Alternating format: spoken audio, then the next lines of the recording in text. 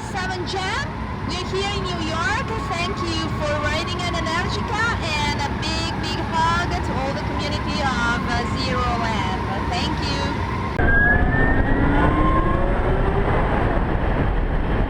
Hey, welcome back to NewZeroland. That lady in the intro was Livia Savellini, the founder of Energica, saying hello. How cool was that? Anyway, I'm super late to the party, and I'm sure everybody's seen this bike already. Energica unveiled a new model, a sport touring bike called the Experia. I'll go through some of the specs, but I mean, you can just look up the specs online. I'm not going to just repeat what Energica says on their website. This is more going to be my first impression of how this bike fits into the electric motorcycle world and why I think it's so important. First off, I really like the name. I'm so sick of acronyms that don't mean anything. The GS, KLR, DSR, X, GT. No, Experia, which I'm guessing is like experience, riding long distances, experiencing the world. I don't know. Styling wise, it's basically a multi-strata with an Africa Twin paint job. It's actually really similar to the BMW S1000 XR. The front in particular is really similar. So a bigger front fairing with an adjustable windscreen, a more upright riding position. It has taller suspension, lots of luggage. This is the bike you want to take around the world. And it's way different than the other bikes Energica is known for. I feel like Energica has a master plan, and this bike is the start of something special. Imagine a tree, an Energica tree, an Energica. So Energica started out making race bikes, right? Moto E roots. And then they put that tech into sport bikes for the road, building up the trunk, like a strong base for the company. As the years went on and the company grew, they put in a bigger battery and a more powerful motor, but the bike always had the same frame, the same chassis, the same trunk.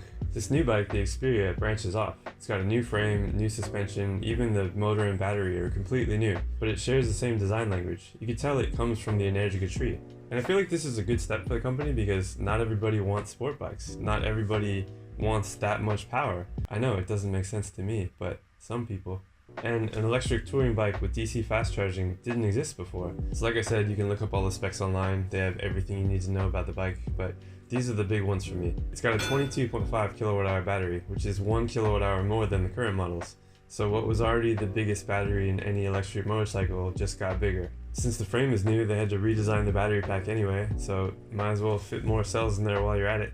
The dash is also new, and it's not just a new unit, it's like the whole menu system and programming and all that stuff is new too. It has all the original rider modes like sport mode, eco mode, and the 4 levels of regen, but you can also make custom modes now, which is something I really liked about Zeros. I do wish that while they were redesigning the dash, they would put in GPS, like for road trips and traveling around the world. That would be awesome just to have it right there. But maybe with this new system you can update it later. I don't know, we'll have to see. Actually, another thing they borrowed from Zero is the new tank storage. It has 2 USB chargers in there, so you can charge your phone or your GoPro or whatever without worrying about it getting wet. And then there's the top box and the saddlebags. Saddle boxes? The amount of storage space on this bike is pretty impressive, and the top box, saddle boxes, luggage stuff come included when you buy the bike. But I have kind of mixed feelings about this. You would think that more storage equals more capable for road trips, but that's not really the case. Because as soon as you put those huge luggage boxes on the back of the bike, whatever aerodynamic benefits you get from the new windscreen and stuff are just gone. This is something we noticed with Jen's bike. As soon as you put the saddlebags on, that extra 10% of range we were getting from the windscreen disappeared. The motorcycle industry as a whole needs to rethink aerodynamics, because it's not just the front. You can't just put a huge front fairing or windscreen on the bike and think that you're going to get more range. The air behind the rider is going crazy. It's like spaghetti. All that needs to be smoothed out instead of mounting giant bricks to the bike. Seriously, just by taking off the saddlebags, you get way more range. And I feel like since Energica is including the luggage with the bike, they could have redesigned it to be the more aerodynamic, the aerodynamic Energicase. Kind of like what KTM did with their saddlebags. They were designed in a wind tunnel apparently. It's a futuristic bike, so the bags can be futuristic too. One cool feature about the Experia is that they move the charging port to the side, and they have this little this cool little flap that opens up. So this means that you don't have to pop up the seat to charge like the older bikes. And that makes it so that you can strap a bag to the seat right behind you where it doesn't mess with aerodynamics, and you don't have to take it off to charge the bike. You can just leave it on. It's awesome. So it has DC fast charging standard like Energica is known for. AC charging. A lot of people were wishing that they would take this chance on the Experia to put in a 6 kilowatt AC charger instead of just the 3, because 3 is pretty slow. But 6 kilowatts is also slow.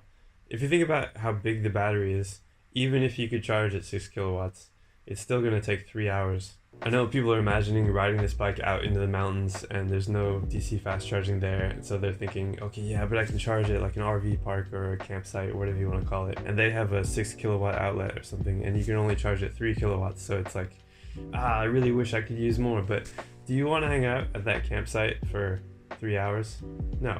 And like I said, the battery is so big that you have the range to go up into the mountains and then down the mountain and then across some other cool crazy roads and then into a town, and that town probably has DC fast charging. So yeah, the AC charging thing is just a non-issue for me. So in addition to the new battery, the Experia also has a new motor, and this is a big deal because just last year Energica brought out a whole new motor design, and now we have a whole new motor design again. The last one was 10 kilos lighter, and this one is 10 kilos lighter than that one, but it only makes 100 horsepower, which seems like a letdown because we just came from 169 horsepower. But this kind of bike, this sport touring style bike, do you really need that much power? And do you need a higher top speed than 180 k's an hour? Probably not. So a lot of people think 100 horsepower is a step down, but I see it as a step to the side, like a branch of the tree. Let's go back to the tree. What if this whole part of the tree is dedicated to the new motor? What else could you put a lightweight 100 horsepower motor into? A small commuter bike? An Energica commuter? A supermoto, perhaps? A sumo Energica? Yeah. See, what the world is missing is a lightweight electric motorcycle with DC fast charging. And since Livewire dropped the ball with their latest embarrassment, and Zero still just wants to use AC charging for some reason, I think Energica could be the company that pulls this off.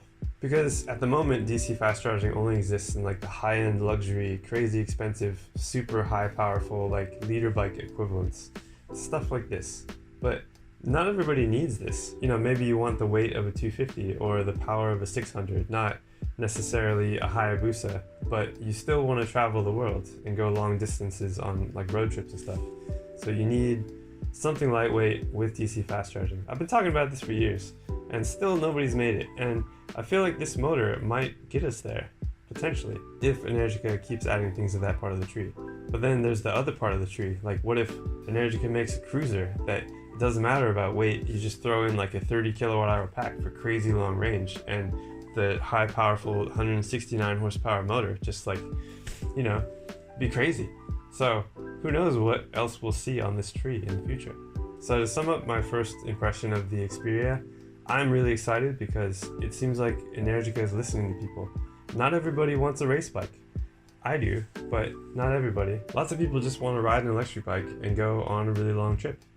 And you know, now I want to go on a long trip to Italy to ride this thing. So I think I'll do that. Thanks for watching, and I'll see you guys next time.